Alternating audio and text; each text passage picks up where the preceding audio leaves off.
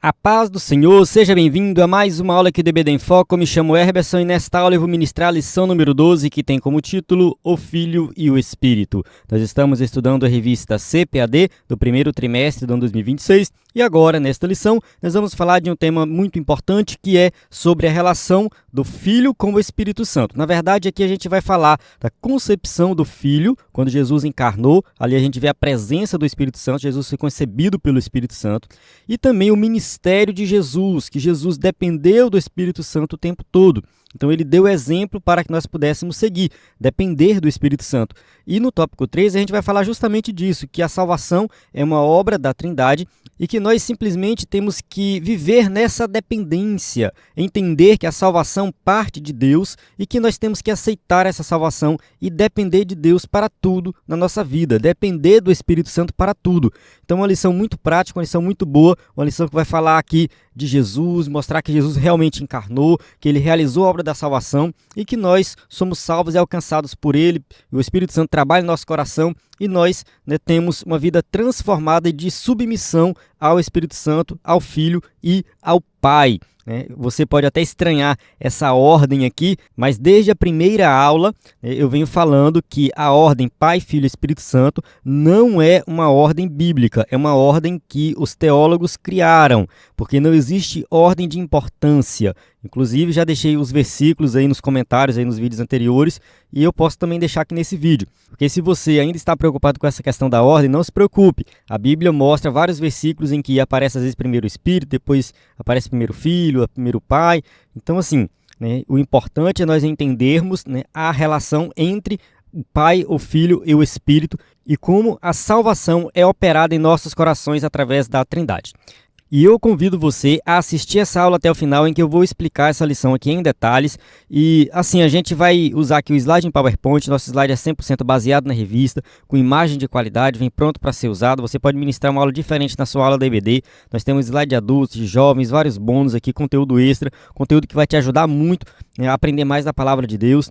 Nós temos experiência na produção de slides subsídios da revista CPAD, então nós temos aí o conteúdo desde 2017 disponível no nosso site. Você pode entrar, baixar esse conteúdo lá no nosso site. Então acesse nosso site ebdenfoco.com ou envie uma mensagem no nosso WhatsApp que está na tela ou na descrição do vídeo. Qualquer dúvida é só enviar uma mensagem que nós estamos à sua disposição para lhe responder. Nós temos um aplicativo também que você pode acessar todo o conteúdo no aplicativo do EBD em Foco.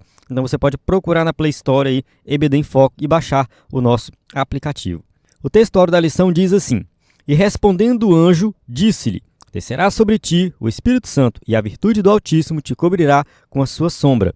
Pelo que também o santo que de ti há de nascer será chamado Filho de Deus. Lucas capítulo 1, versículo 35. Verdade prática, o Filho de Deus cumpriu seu ministério em plena dependência do Espírito, revelando que a obra redentora é trinitária. O Pai envia, o Filho obedece e o Espírito capacita. Então aqui na verdade prática a gente já vê um resumo da lição, que a gente vai estudar mais na frente, que realmente a obra redentora é trinitária. Então assim, o Pai enviou o Filho se submeteu ao Pai, obedeceu ao Pai, cumpriu tudo que ele tinha que cumprir, e o Espírito Santo capacitou o Filho para realizar milagres e muito mais. Isso aqui está relacionado ao ministério de Jesus. A gente vai falar bastante disso na aula, mas também a nossa salvação. Da mesma forma que o Pai enviou o Filho executou a obra de salvação morrendo por nós na cruz do Calvário e o Espírito Santo realiza essa obra em nossos corações para que nós possamos de fato crer no Evangelho. Então vamos avançar aqui. A leitura bíblica em classe se encontra em Lucas capítulo 1, versículo 26 a 38. Vamos avançar porque durante a aula a gente volta nesses versículos.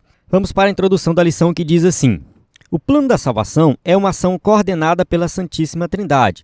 Desde a concepção do Filho, sua obra redentora no Calvário e a ressurreição dentre os mortos, o Pai, o Filho e o Espírito atuam em perfeita unidade. Então a gente precisa entender que a obra da salvação é algo completo, é algo pleno. Jesus foi concebido ali, ou seja, ele nasceu de Maria, do ventre de Maria, concebido pelo Espírito Santo.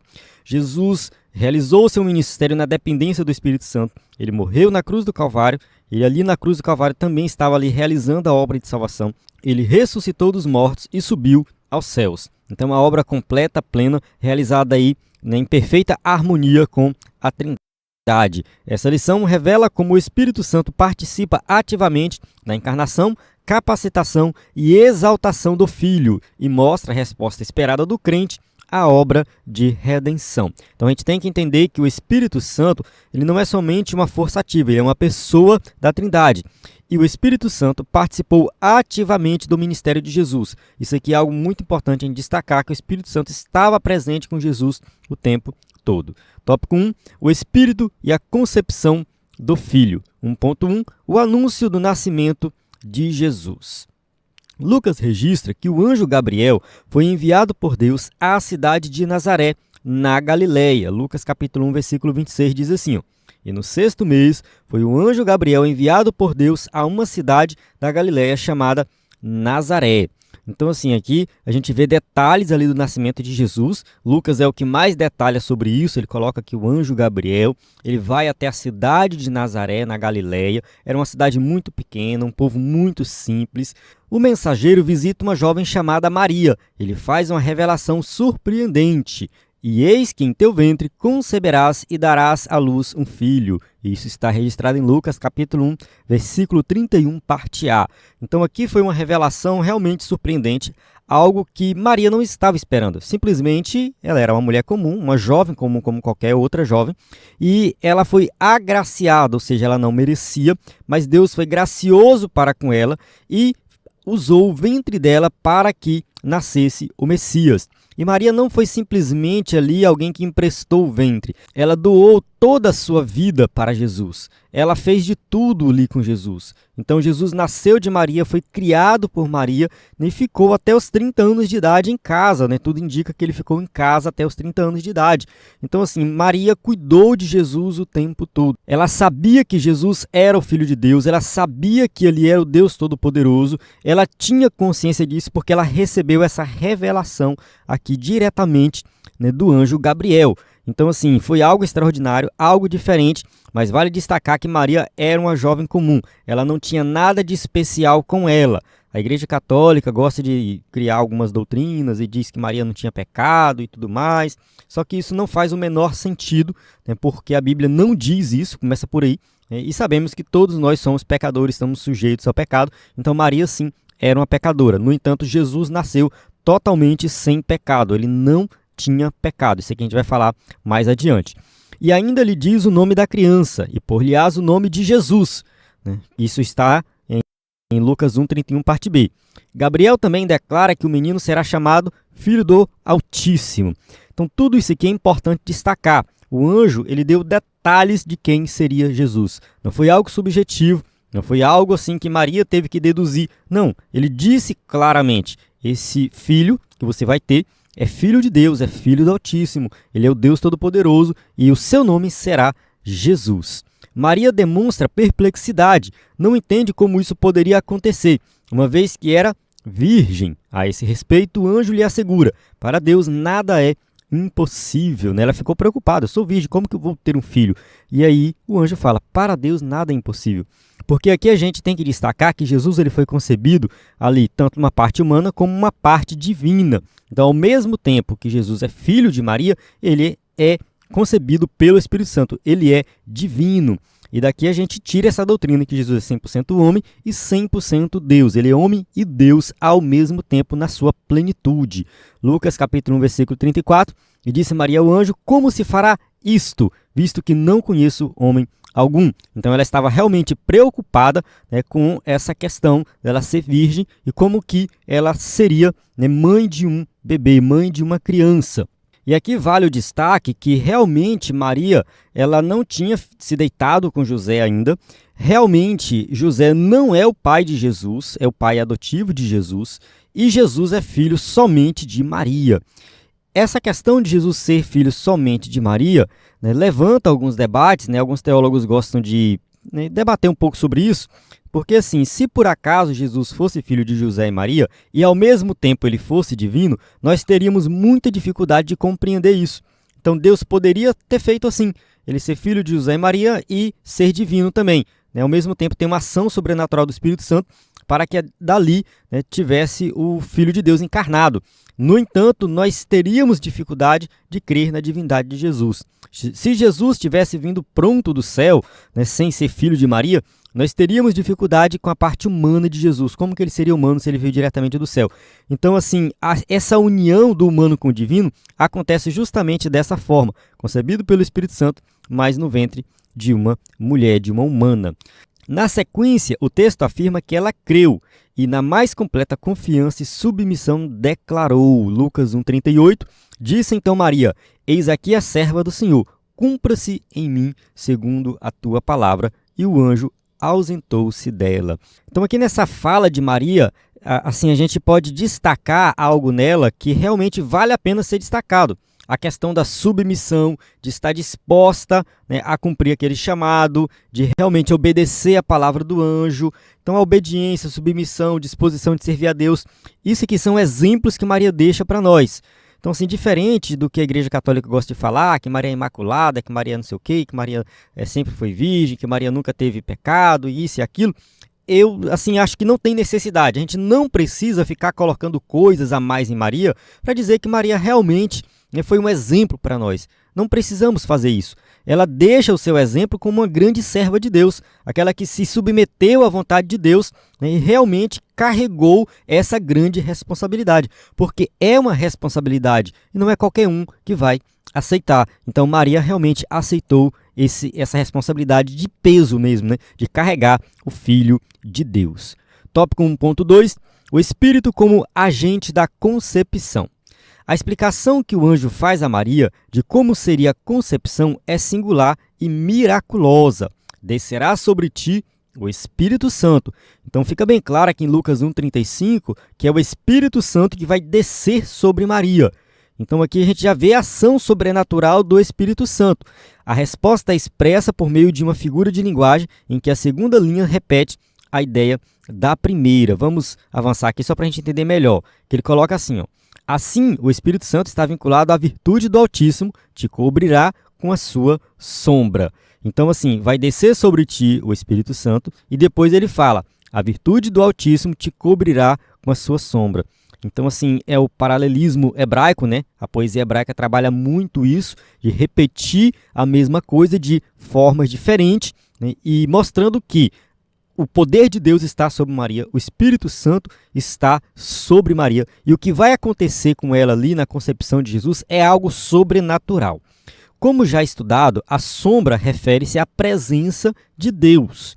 Então aqui o escritor da revista vai citar Êxodo 40:35, que eu coloquei aqui, ó, de maneira que Moisés não podia entrar na tenda da congregação, porquanto a nuvem permanecia sobre ela, e a glória do Senhor enchia o tabernáculo. Então, no Antigo Testamento, quando aconteceu essa manifestação sobrenatural aqui da presença de Deus no tabernáculo, tinha uma nuvem, né? Uma nuvem que permanecia sobre o tabernáculo. Voltando aqui ao texto da revista, essa questão da sombra, né, que representa a presença de Deus, também tem uma referência ali na transfiguração, em Lucas 9:34, que a gente já estudou em lições anteriores, e sinaliza o poder criativo do Espírito de Deus. Está presente em Gênesis 1:2 e Salmo 104:30. Então aqui a lição que fica é que tanto no Antigo como no Novo Testamento tem uma referência aí à questão da nuvem, né, de algo sobrenatural relacionado à presença de Deus. Logo, reitera-se que a sombra do Espírito é protetiva e criadora. Desse modo,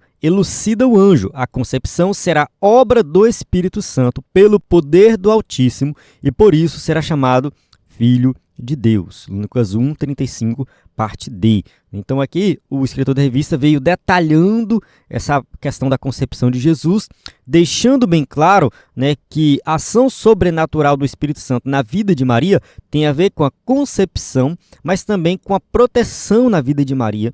Então a ação sobrenatural protetora e criadora, né, que é o que está presente, né, também ali no Antigo Testamento, usando essa linguagem da sombra de Deus, né, que traz proteção. E aí não adianta a gente ficar especulando como que foi essa concepção. Não adianta a gente ficar especulando como que aconteceu. E, enfim, não adianta, entende? Simplesmente a gente aceita o que está na Bíblia. Aconteceu uma concepção, Maria estava grávida e isso aconteceu através do poder sobrenatural do Espírito Santo na vida dela. Vamos para o tópico 1.3, a pureza e a santidade do Filho. O anjo afirma que o filho que nasceria de Maria seria santo. A palavra santo indica separação do pecado e consagração ao serviço divino. Então, sempre que a gente fala de santidade, ser santo, a gente está falando justamente dessa ideia, né, de alguém ou de algo que é separado para servir a Deus, é separado do pecado, é separado de tudo que não presta e está sujeito a ser usado de forma exclusiva para as coisas de Deus. Então, Jesus é santo por quê? Porque ele não tem pecado, separado 100% do pecado e 100% dedicado a fazer a vontade do Pai. No caso de Jesus, designa um atributo divino. Ele já nasceu santo, assumiu a carne, mas não o pecado. Salmo 99, verso 9. Exaltai ao Senhor nosso Deus e adorai-o no seu monte santo, pois o Senhor nosso Deus é santo. Então, assim, no Antigo Testamento, Deus é apresentado como santo. Realmente ele é santo, separado de tudo que não presta, de todo pecado, de tudo que é errado. Deus é santo. Hebreus capítulo 4, versículo 15, já fala da questão da pureza de Jesus, que ele nunca pecou. Porque não temos um sumo sacerdote que não possa compadecer-se das nossas fraquezas, porém um que, como nós, em tudo foi tentado, mas sem pecado. Às vezes as pessoas questionam essa ideia de que Jesus nunca pecou, não tinha pecado, porque Jesus era humano. Se Jesus era humano, então ele deveria pecar, ele deveria ter nascido com natureza pecaminosa. Só que a gente precisa entender que a natureza pecaminosa não é algo intrínseco do ser humano. Deus não criou o ser humano pecador. Deus não criou o ser humano com um pecado. Deus criou o ser humano puro, limpo, sem nada. O ser humano era perfeito. Quando Deus criou Adão e Eva, colocou eles ali no jardim do Éden, eles não tinham nenhum tipo de pecado, eles não cometiam nenhum tipo de erro. Então, só depois que eles pecaram, aí o pecado entrou no mundo e dominou o ser humano. No entanto, nós temos que entender que o pecado não é intrínseco do ser humano. E Jesus nasce sem pecado. Mas ele nasceu de Maria. Mas ele nasceu sem pecado. Ele nunca pecou em nenhum momento da sua vida. Então, a gente tem que entender que Jesus, como ser humano, ele mostrou a verdadeira humanidade.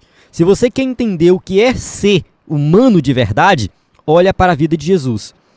Ele era divino. Sim, ele era divino, mas ele foi 100% homem. Ele foi homem de verdade, um ser humano de verdade, e todos nós podemos olhar para Cristo e espelhar na humanidade dele e tentar imitar a Cristo, porque ali está a representação perfeita da humanidade. Ele é o segundo Adão, obediente e justo. O Espírito também o consagrou para ser o Cordeiro sem defeito e imaculado. Essa ideia de Jesus ser o segundo Adão, justamente é aquilo que eu acabei de falar. Ele foi criado sem pecado. Adão foi criado sem pecado. Jesus também sem pecado. Só que Adão caiu e Jesus não. Romanos 5,19, porque como pela desobediência de um só homem, muitos foram feitos pecadores, assim pela obediência de um, muitos serão feitos justos. Observe que Paulo faz um contraste aqui entre o primeiro Adão e o segundo Adão. Então, o primeiro Adão errou, pecou, e por causa dele, muitos foram feitos pecadores. O segundo Adão é Jesus. Ele não pecou, ele não errou, ele pagou o preço dos nossos pecados e pela sua obediência, muitos serão feitos justos. Então, a nossa justiça não vem de nós, mas vem da obediência de Jesus. A santidade do Filho é a base de nossa redenção, justificação e santificação. Assim, se você não estudou sobre isso ainda, recomendo você procurar nos livros de teologia sistemática, dar uma estudada, entender cada um desses pontos aqui. Redenção, justificação e santificação. A redenção é quando nós somos comprados por um preço muito alto, que é através do sangue de Jesus. Jesus pagou um preço, é um termo que era usado no mercado de escravos. Alguém era redimido. A justificação é quando nós somos considerados justos diante de Deus. Deus bateu o martelo e falou, você não tem pecado. Por quê? Porque Jesus recebeu os nossos pecados e imputou em nós a vida de santidade dele. E a santificação é justamente essa separação do pecado, que acontece também através da obra de salvação realizada por Jesus Cristo na cruz do Calvário. Então, assim, Jesus realizou essa obra completa. Vou continuar a leitura aqui. Somente ele foi capaz de cumprir a lei e de oferecer-se como sacrifício perfeito. Eu não coloquei o texto de Mateus 5,17 aqui, porque eu acho que o escritor da revista colocou esse texto de forma equivocada aqui. Porque, assim, dizer que Jesus cumpriu a lei, aqui em Mateus 5,17, não significa dizer que ele seguiu todos os passos da lei. É claro que ele seguiu todos os passos da lei. É claro que Jesus cumpriu toda a lei. No entanto, nessa passagem aqui de Mateus 5,17, está dizendo que Jesus cumpriu no sentido de que a lei apontava para ele. Mateus usa essa palavra cumprir sempre nessa forma, né? Isso aconteceu para cumprir o que foi dito pelo profeta. Isso aconteceu para cumprir o que foi dito pelo... E o tempo todo está assim, Mateus. E quando Mateus escreve aqui, em Mateus 5,17, que Jesus cumpriu a lei, é justamente nesse sentido, de que toda a lei apontava para ele. Então a gente precisa ter essa compreensão aí. Mas acho que não é o ponto aqui dessa lição, né? O mais importante aqui é deixar claro que Jesus, ele foi obediente até o fim, ele nunca pecou, ele nunca errou, tá? E ele se ofereceu como sacrifício perfeito. Hebreus capítulo 10, versículo 10. Nessa vontade é que temos sido santificados mediante a oferta do corpo de Jesus Cristo, uma vez por todas. Então, assim, Jesus conquistou na cruz do Calvário a redenção, a justificação e a santificação. Está bem claro aqui. Temos sido santificados mediante a oferta do corpo de Jesus. Então, o preço que Jesus pagou na cruz do Calvário foi um preço muito alto, e esse preço, né, foi o que realmente garantiu a nossa salvação em todos os aspectos. Assim como Jesus foi concebido pelo Espírito, os crentes também nascem espiritualmente pelo mesmo Espírito que nos santifica à imagem do Filho. Então, assim, nós também nascemos de novo. Esse novo nascimento acontece por meio do Espírito Santo, e nós somos santificados e vamos crescendo na vida espiritual até nos parecer com Jesus. O objetivo é esse, né? É parecer com Jesus. Romanos 8, 29, porque os que dantes conheceu também os predestinou para serem conformes à imagem de seu Filho, a fim de que ele seja o primogênito entre muitos irmãos. Então Jesus deixou o exemplo, ele deixou, né, um estilo de vida que deve ser seguido. E nós somos moldados nesse estilo de vida pelo Espírito Santo. Amém? Então eu encerro aqui o tópico 1, né, vamos entrar agora no tópico 2, o Filho e a sua relação com o Espírito. Abri um parênteses aqui, e dizer que você pode curtir esse vídeo, você pode clicar em gostei aí no vídeo, tanto no site do EBD em Foco como no YouTube. Isso ajuda muito a divulgar o vídeo, a crescer o canal. Também deixe seu comentário, a gente lê todos os comentários, responde, assim sempre que possível a gente responde os comentários, né? Então deixe a sua participação aí no nosso vídeo, né? Isso ajuda muito mesmo a divulgar o nosso material, o nosso conteúdo. Vamos para o tópico 2, o Filho e a sua relação com o Espírito. 2.1, o Filho é o verbo feito carne. Isso aqui é importante também destacar. Ao assegurar que o verbo se fez carne, a Escritura revela o ministério do Filho. João 1,14, e o verbo se fez carne e habitou entre nós, e vimos a sua glória, como a glória do unigênito do Pai, cheio de graça e de verdade. Então, o fato do verbo ter se feito carne, isso acontece através da concepção lá com Maria. Então, acontece aqui o que? A encarnação, Jesus, né, o Deus Todo-Poderoso que sempre existiu, ele encarnou. Isso é destacado aqui na lição, ó. Porém, o verbo não começou a existir em Maria, pois ele é eterno, anterior à criação, coigual com o Pai e o Espírito. João capítulo 1, do versículo 1 ao versículo 3. No princípio era o verbo estava com Deus, e o verbo era Deus. Ele estava no princípio com Deus. Todas as coisas foram feitas por ele, e sem ele, nada do que foi feito se fez. Então a gente precisa compreender e deixar bem claro na nossa mente. Jesus não passou a existir quando ele nasceu lá de Maria. Não, ele sempre existiu, ele é eterno.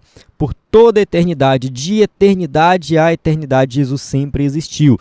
Pai, Filho e Espírito Santo sempre existiram, né? E Jesus, ele nasceu de Maria em um ponto específico da história. Nesse ponto específico da história, ele se revelou como ser humano, ele encarnou-se, viveu entre nós e habitou entre nós. Isso aqui a gente, né, tem que compreender, porque é a realização do plano de salvação. Mas Jesus sempre existiu antes da encarnação. Isso indica que na plenitude dos tempos, o verbo assumiu a natureza humana sem deixar de ser Deus. Então isso aqui é importante. Jesus nunca deixou de ser Deus. Gálatas capítulo 4, versículo 4. Mas vindo a plenitude dos tempos, Deus enviou seu Filho, nascido de mulher, nascido sob a lei. Plenitude dos tempos indica o quê? O tempo perfeito, o tempo de Deus, o tempo ideal. Jesus nasceu no tempo certo, no tempo correto. Isso aqui a gente não precisa ficar preocupado. Porque Jesus nasceu antes ou porque Jesus nasceu depois, porque Deus não realizou o plano de salvação e tal. Não. Simplesmente entenda que foi no tempo certo, no tempo de Deus. É a plenitude dos tempos. O Verbo assumiu a natureza humana sem deixar de ser Deus. Por isso que a gente diz que Jesus é 100% Deus e 100% homem. Porque a sua divindade continua existindo por completo. Mas assim, Jesus ali como ser humano, né, como que ele usava os seus poderes divinos. Assim, eu já expliquei muito isso em aulas anteriores.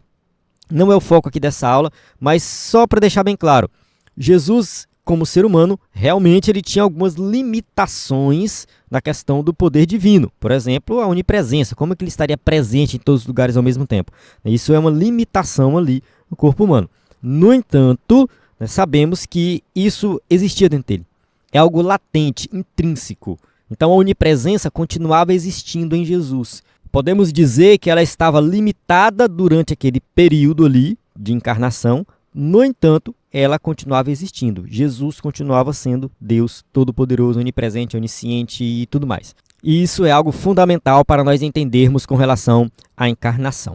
Ele submeteu-se voluntariamente às limitações humanas, mas manteve a sua essência divina. Então Jesus ele se tornou um ser humano de forma voluntária, porque ele quis fazer isso. E ele se submeteu a essas limitações humanas. Jesus, como ser humano, ele tinha fome, ele tinha sede, ele sentia saudade, ele sentia tristeza, ele sentia tudo que um ser humano sente. Sabemos também que Deus também se entristece e tudo mais. No entanto, assim, muitos sentimentos, muitas limitações humanas fizeram parte ali da pessoa de Jesus. Mesmo assim, ele jamais deixou de ser Deus. Enquanto homem, Jesus não usou plenamente seus atributos divinos, exceto quando o Pai o permitia pelo Espírito. Enquanto homem, Jesus não usou plenamente seus atributos divinos, exceto quando o Pai o permitia pelo Espírito. Eu vou fazer a leitura de Lucas 4, do versículo 18 e 19 aqui.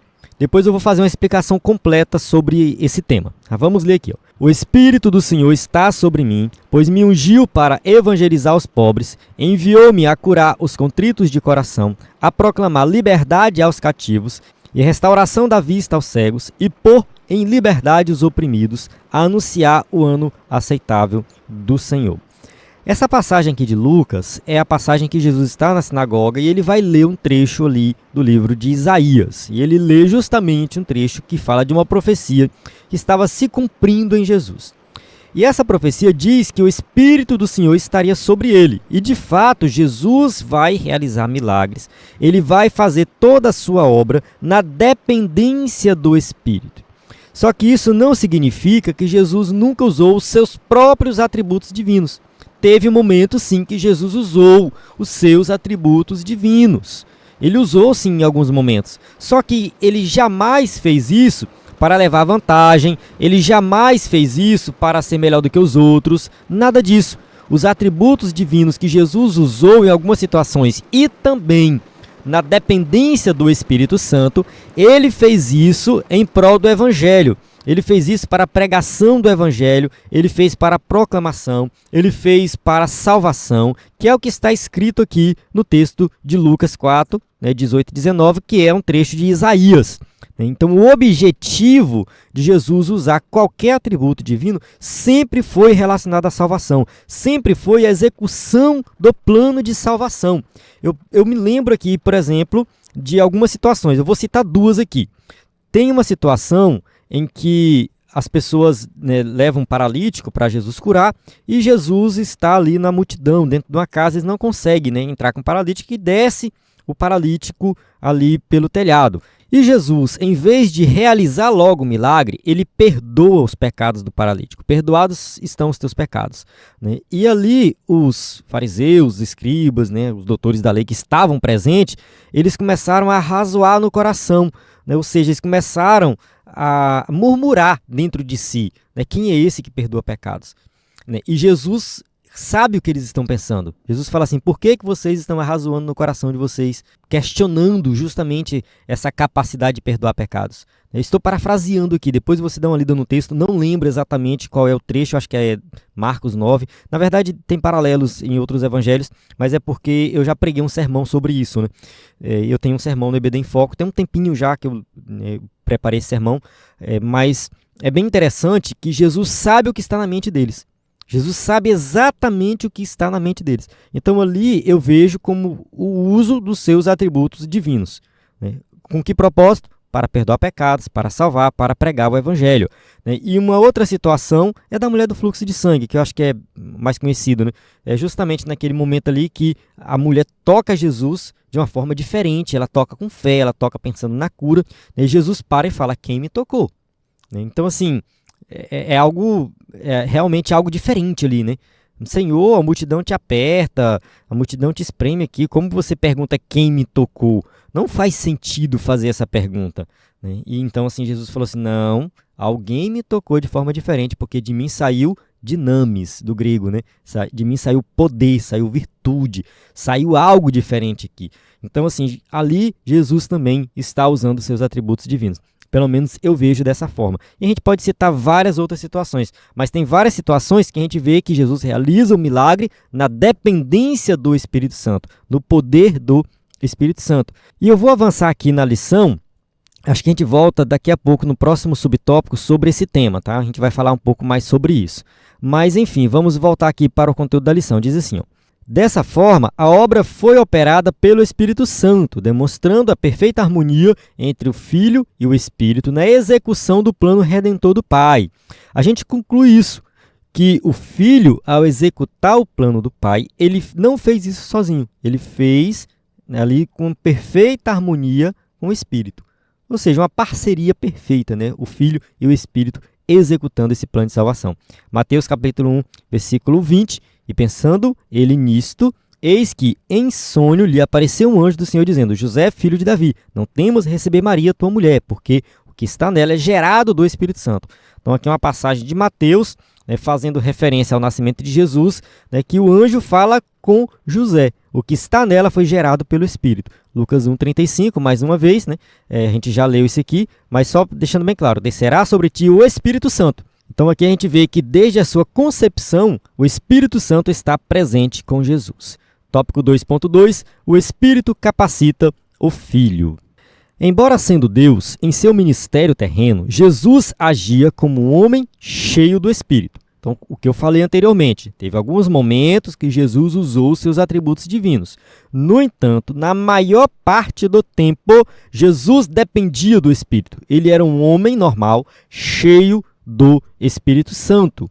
Cada palavra proferida, cada milagre realizado, cada demônio expulso e cada perdão ministrado eram o resultado de uma vida conduzida pelo Espírito Santo. Sua ação salvadora era guiada e sustentada pelo Espírito.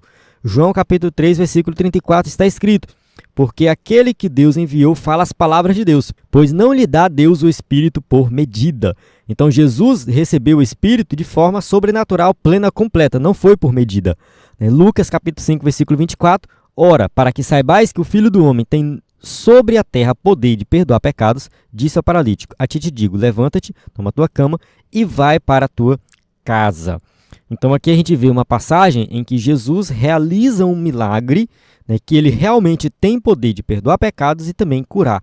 Então aqui ele faz isso, né, através também do poder do Espírito Santo. Ele não veio com ostentação, mas em humildade, movido por compaixão divina. Filipenses capítulo 2, versículo 5 a 7, de sorte que haja em vós o mesmo sentimento que houve também em Cristo Jesus, e sendo em forma de Deus, não teve por usurpação ser igual a Deus, mas fez a si mesmo de nenhuma reputação, tomando a forma de servo, fazendo-se semelhante aos homens. Então essa passagem de Filipenses, eu já expliquei bastante ela em aulas anteriores, uma passagem muito comum, acho que teve uma lição que a gente falou bastante dessa passagem também, né, dedicada bastante a ela, que realmente Jesus deixou o exemplo para que nós possamos seguir, né? Ele realmente assumiu forma de servo, ele não quis usar o fato de ele ser Deus para levar vantagem em momento algum, ele não teve por usurpação ser igual a Deus, ou seja, se colocar no lugar de Deus, tomar o lugar de Deus, não, ele se humilhou. Então, durante a encarnação, Jesus ele se submeteu ao Pai. Essa submissão ao Pai foi algo temporário, foi durante a encarnação, isso aqui é importante a gente destacar, né? Mas que Pai, Filho e Espírito Santo estão no mesmo patamar, né? Eles são da mesma essência, do mesmo poder, né? Eles têm funções diferentes aqui no plano de salvação, mas a gente sabe que Jesus, enquanto ele foi ser humano, ele deixou o exemplo para que nós possamos seguir. Paulo começa assim, ó, de sorte que haja em vós o mesmo sentimento que houve também em Cristo Jesus. Então, se nós tivermos o mesmo sentimento de Jesus, tivermos a mesma mente de Jesus, com certeza na igreja não vai ter tanta briga, com certeza na igreja não vai ter tanta confusão ali por causa de cargo, de qualquer coisa que acontece dentro da igreja. Não, porque nós temos que considerar o outro melhor do que nós. Nós temos que olhar para o próximo e ver ali no próximo alguém que realmente é capacitado para fazer a obra, né, e não querer ser melhor do que o outro. Então, seguir o exemplo de Jesus. O Espírito lhe capacitava com sabedoria, inteligência, poder e direção. Isaías capítulo 11, versículo 2 está escrito: e repousará sobre ele o Espírito do Senhor, o Espírito de sabedoria, de entendimento, o Espírito de conselho e de fortaleza, o Espírito de conhecimento e de temor do Senhor. Mais uma profecia messiânica falando do Espírito Santo na vida de Jesus. Esse padrão mostra que até mesmo o Verbo encarnado escolheu depender do Espírito de Deus. Isso aqui é importante. Jesus escolheu depender do Espírito Santo. Mateus capítulo 4, versículo 1, então foi conduzido pelo Espírito ao deserto para ser tentado pelo diabo. Então aqui até mesmo na tentação a gente vê que Jesus estava na dependência do Espírito. Foi o Espírito Santo que conduziu ele ao deserto para ali ser tentado. É também um modelo para todo verdadeiro cristão. Toda obra espiritual deve ser realizada no poder e na direção do Espírito. Então Jesus deixou o exemplo para que nós também possamos seguir. Se ele, sendo Deus Todo-Poderoso, dependeu do Espírito Santo, ele fez isso de forma voluntária, quem somos nós para querer fazer por nós mesmos? A gente precisa também aprender a depender do Espírito, realizar a obra de evangelismo na igreja, em tudo na nossa vida. Tudo que nós fazemos, devemos fazer dependendo do Espírito Santo. É o Espírito Santo, né, que vai estar na nossa vida nos capacitando. Então, essa dependência do Espírito Santo, né, é algo que nós, né, temos que colocar em prática seguindo o exemplo de Jesus. Tópico 2.3, o Filho e o poder do Espírito. Como observado, o ministério de Jesus foi marcado pela dependência do Espírito. Isso não nega sua divindade, mas exalta sua humildade na encarnação. Mais uma vez destacando que o fato de Jesus depender do Espírito não significa que ele não era divino, né? Como eu já falei anteriormente, teve momentos que ele usou ali o seu poder divino, a sua divindade, mas na maioria das vezes ele dependeu do Espírito Santo. Isso não significa que Jesus deixou de ser Deus, nada disso, né? Ele simplesmente mostrou o quê? Humildade. E também fazendo isso, ele deixa o exemplo para nós. Se nós olharmos para o Filho de Deus, dependendo do Espírito Santo, quem somos nós para fazer sem o Espírito Santo? Então a gente precisa aprender a depender também do Espírito de Deus. Seu batismo foi confirmado pelo Espírito e pela voz do Pai, como manifestação da Trindade. Então lá na Trindade teve manifestação do Pai, do Filho e do Espírito Santo. Lucas capítulo 3, versículo 22, e o Espírito Santo desceu sobre ele em forma corpórea, como pomba, e ouvindo-se uma voz do céu que dizia: Tu és o meu Filho amado, em ti me comprazo. Então aqui a gente tem o Espírito Santo e o Pai, né, presentes ali no início do ministério de Jesus. Então está a Trindade presente. Para quem duvida aí da Trindade, está presente ali Pai, Filho e Espírito Santo. No deserto, pelo Espírito, venceu a tentação como o novo Adão. Então mais uma vez aqui, né, Mateus capítulo 4, versículo 1, então foi conduzido Jesus pelo Espírito ao deserto para ser tentado pelo diabo, né? Então isso aqui a gente já viu que o Espírito Santo conduziu Jesus, mas ele venceu o diabo. Isso aqui é importante, né? Jesus venceu o diabo, né? Ele não foi derrotado. Enquanto Adão foi derrotado, enquanto Adão pecou, Jesus não pecou. Ele tinha que passar pela tentação para mostrar que ele é diferente, superior ao primeiro Adão. 1 Coríntios capítulo 15, versículo 45, assim está escrito, o primeiro homem, Adão, foi feito em alma vivente, o último, Adão, em espírito vivificante. Então aqui Jesus, ele é superior, né, muito superior a esse primeiro Adão. Então, enquanto um Adão trouxe o pecado, né, levou a queda do ser humano, de toda a humanidade, Jesus, ele faz o contrário. Ele vem resgatar essa humanidade caída, porque ele não peca em momento algum. A unção do Espírito sustentou o seu ministério. Vamos ler aqui Mateus capítulo 12, versículos 17 a 21. Para se cumprir o que foi dito por intermédio do profeta Isaías: eis aqui o meu servo, que escolhi, o meu amado, em quem a minha alma se compraz.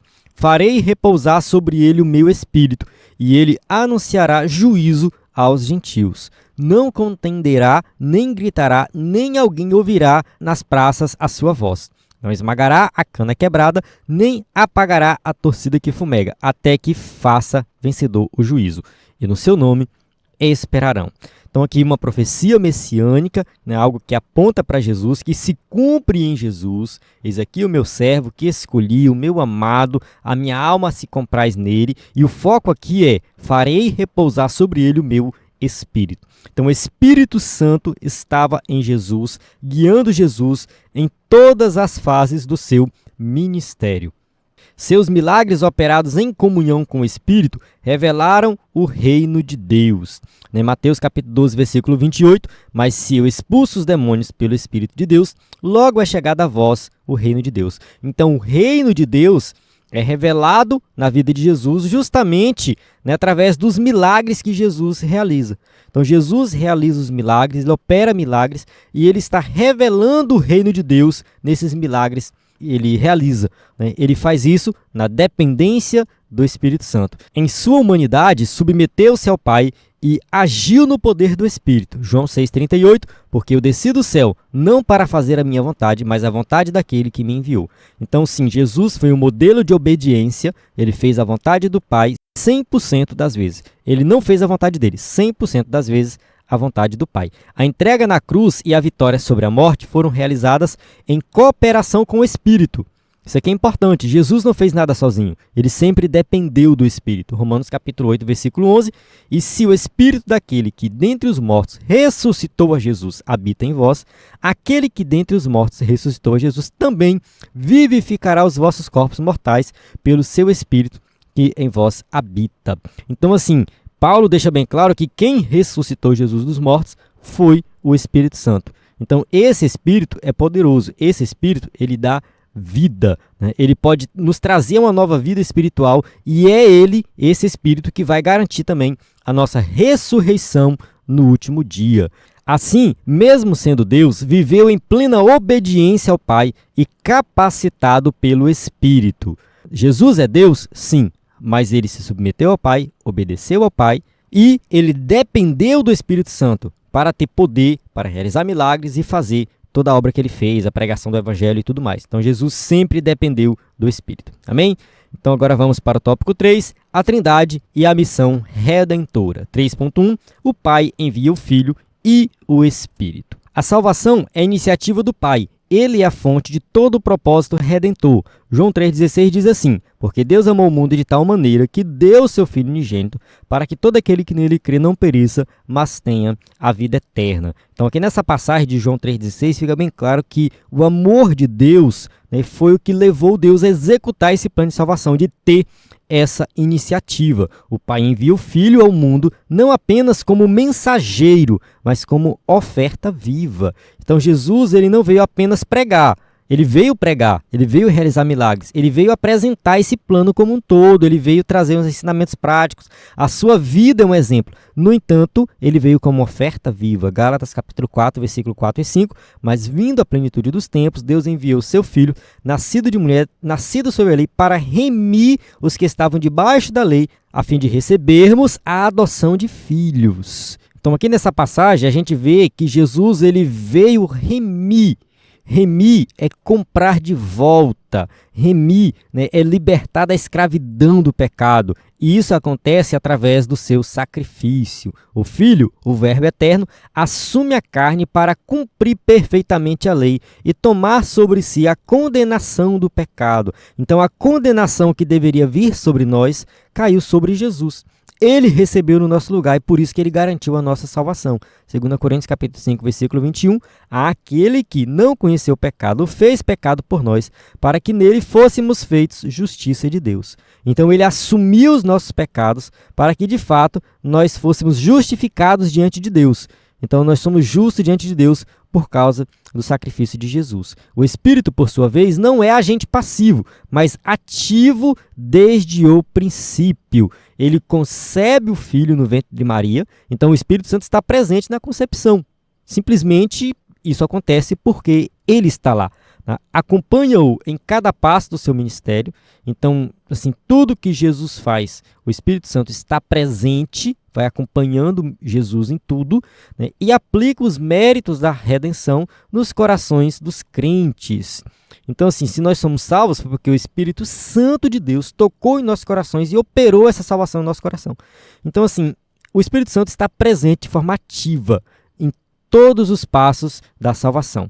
Essa cooperação revela a atuação da Trindade no plano da salvação. O Pai decreta, o Filho executa e o Espírito aplica. 1 Pedro, capítulo 1, versículo 2, eleito segundo a presciência de Deus Pai, em santificação do Espírito, para a obediência e aspersão do sangue de Jesus Cristo, graça e paz vos sejam multiplicadas.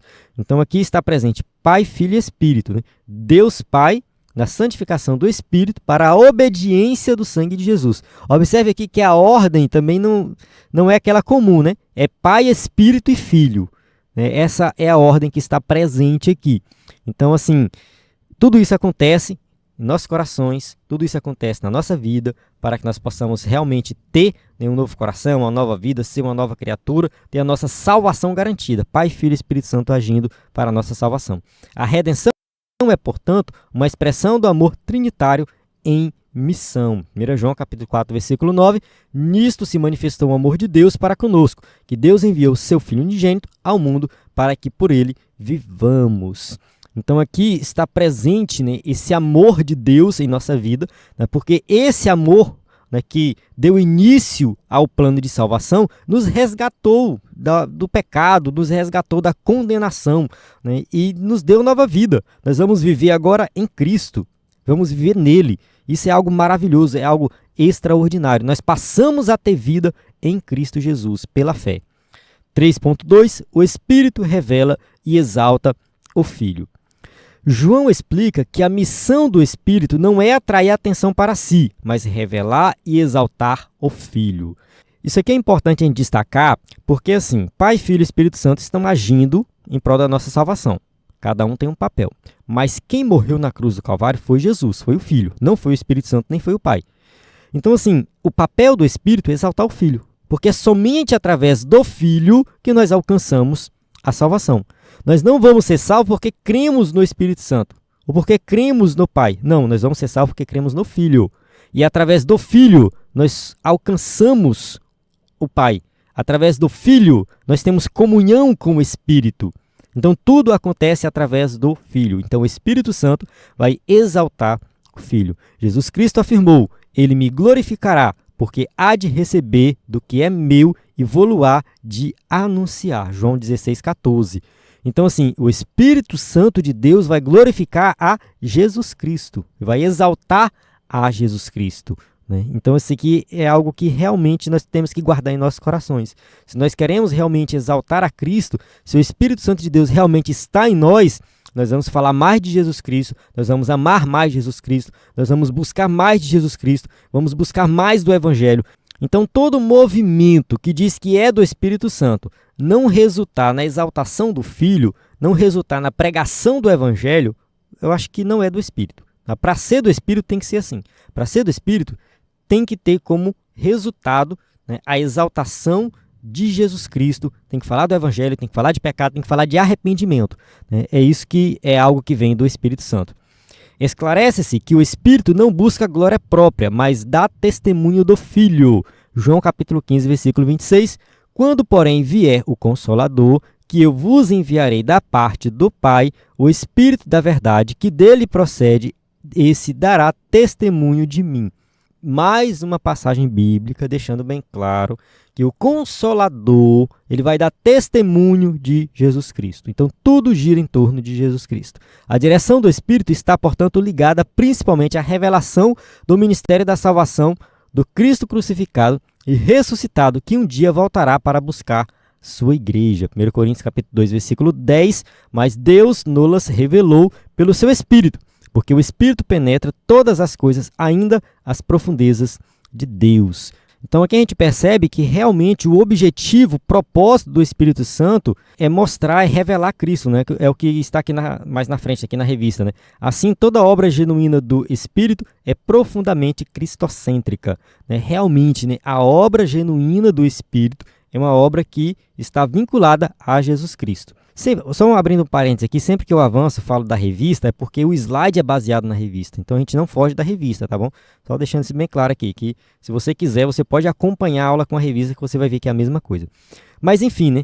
Explicando aqui que realmente essa obra do Espírito, né, é a exaltação de Cristo, é uma obra cristocêntrica. Portanto, como igreja, devemos discernir as manifestações espirituais à luz da Bíblia. 1 João capítulo 4, versículo 1 e 2. Amados, não creiais a todo o Espírito, mas provai se os Espíritos são de Deus, porque já muitos falsos profetas se têm levantado no mundo. Nisto conhecereis o Espírito de Deus. Todo Espírito que confessa que Jesus veio em carne é de Deus. Aqui João está passando instrução para a igreja, né, e essa instrução vale para nós também, né? A gente não deve crer em qualquer espírito. A gente tem que provar para ver se o Espírito vem de Deus, se os Espíritos são de Deus mesmo. Então, assim, é de Deus, né? Tem alguém profetizando, será que é de Deus? A gente precisa ter muito cuidado, principalmente com profecia. Profecia no Novo Testamento é algo que deve ser julgado, é algo que deve ser questionado, é o que está na Bíblia. Inclusive, eu tenho um vídeo sobre isso, já postei no grupo há um tempo atrás, vou postar de novo, acompanha aí, vou deixar na descrição desse vídeo aqui, né, um vídeo que eu falo sobre a profecia no Novo Testamento. Tem gente que acha que porque alguém chega, eis que eu te digo, eis que o Senhor te diz e tal, acha que aquilo ali é a palavra de Deus, a gente tem que crer, não pode questionar porque é o profeta. Não. A Bíblia diz que um profetiza e os outros julgam. Mais de uma vez isso está escrito na Bíblia. Então a gente tem que ter muito cuidado, porque nem tudo que vem de um profeta é algo de Deus. Tá? Nem tudo vem ali algo puro, limpinho de Deus. Muitas vezes até uma profecia realmente divina. Porém, muitas vezes essa profecia está misturada com o pensamento do profeta, com ideias que o profeta tem na cabeça, e aí a profecia vem manchada. A gente tem que ter muito cuidado com esse tipo de profecia. Mas o foco aqui dessa passagem também é sobre se a manifestação é de Deus ou não, a gente percebe através do resultado. Porque se a pessoa vem com ideias fora da Bíblia, com ideias totalmente antibíblicas, não é de Deus, ponto final. João, né, ele usa um exemplo aqui.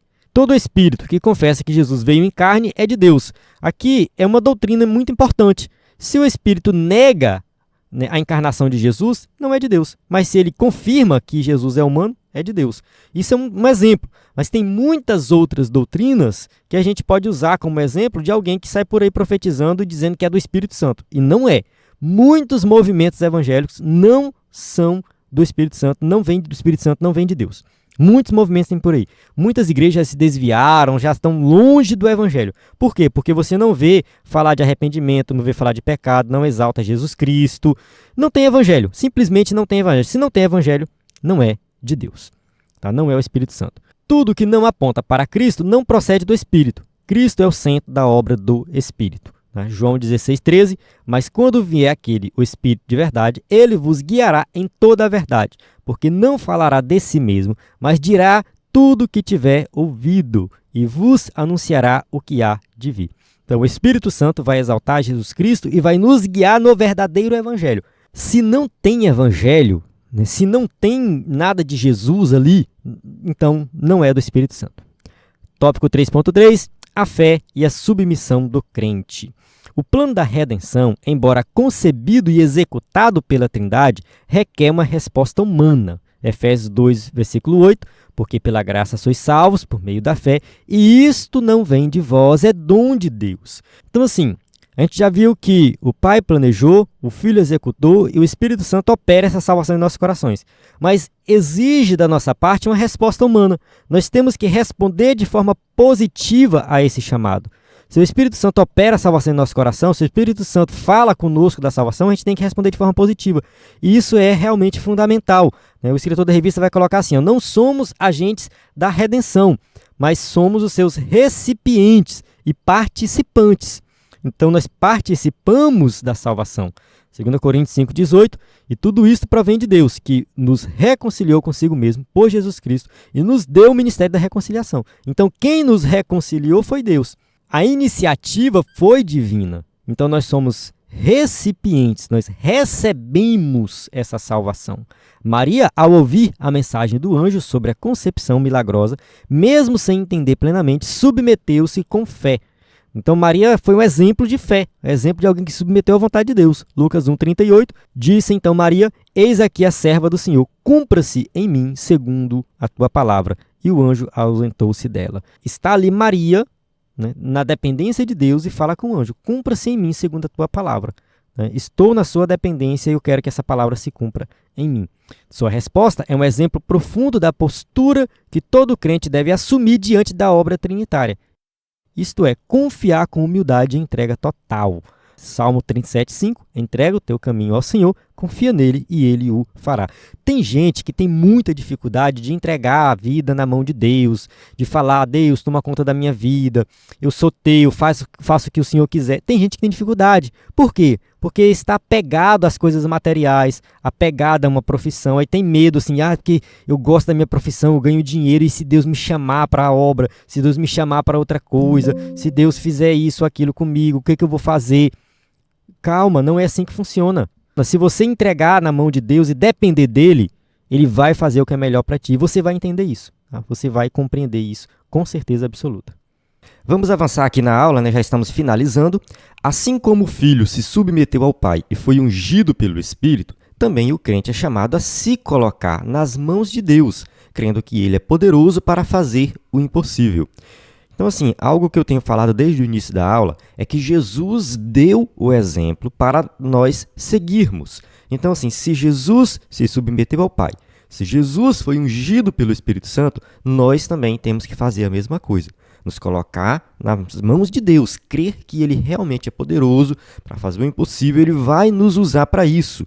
Nós somos instrumentos de Deus para Deus fazer o impossível, para pregar o Evangelho, para curar os enfermos. Então nós temos que acreditar, nós temos que seguir o exemplo de Jesus. A resposta que Ele espera de nós é fé, arrependimento e obediência. Hebreus 11, versículo 6. Ora, sem fé é impossível agradar-lhe, porque é necessário que aquele que se aproxima de Deus creia que Ele existe e que é galardoador dos que o buscam. Então, assim, nós temos que ter fé, nós temos que nos arrepender dos nossos pecados e temos que obedecer ao Evangelho, obedecer a Deus, obedecer tudo que Jesus ensinou. Então, assim, sem fé, nunca, jamais vamos agradar a Deus. E não é qualquer fé, é a fé no Filho unigênito do Pai. Amém? Chegamos na conclusão da nossa aula, que diz assim: reiteramos que a redenção é uma obra trinitária que revela a perfeita unidade e cooperação entre as pessoas divinas. O Filho, embora sendo Deus, submeteu-se ao Pai e agiu no poder do Espírito. Ao contemplarmos essa harmonia divina, somos convidados a uma resposta de fé genuína em Cristo, submissão voluntária à vontade do Pai e obediência perseverante à direção do Espírito Santo em nosso viver diário. Então, assim, a conclusão aqui resume muito bem o que nós estudamos nessa lição, né? Que Jesus, mesmo sendo Deus Todo-Poderoso, enquanto ele estava encarnado, ele se submeteu ao Pai para cumprir o plano de salvação, ele agiu no poder do Espírito Santo, e olhando para isso, nós vamos ver Jesus como exemplo. E aí o convite é lançado: você está disposto a se submeter ao Pai? Você está disposto a ter fé de verdade? Você está disposto a obedecer ao Evangelho, a depender do Espírito Santo. Então é isso que o crente tem que fazer e Jesus deixou o exemplo. Amém? Então eu encerro aqui a aula. Nós temos aqui as perguntas para quem vai usar o slide na igreja e temos também aqui, né, mais uma vez, o nosso site ebedenfoco.com, nosso WhatsApp, que você sempre pode entrar em contato, né, o nosso conteúdo de assinante, né, um conteúdo de qualidade que você vai acessar os slides antigos, atuais, né, o slide pronto toda semana, toda segunda-feira disponível para você. Então, assim, nós temos muito conteúdo de qualidade, né? Nós temos o aplicativo também que você pode baixar e acessar na palma da sua mão. Então, na plataforma EBD em Foco, você tem tudo que precisa para ministrar uma aula de excelência na EBD. A paz do Senhor, até a próxima aula.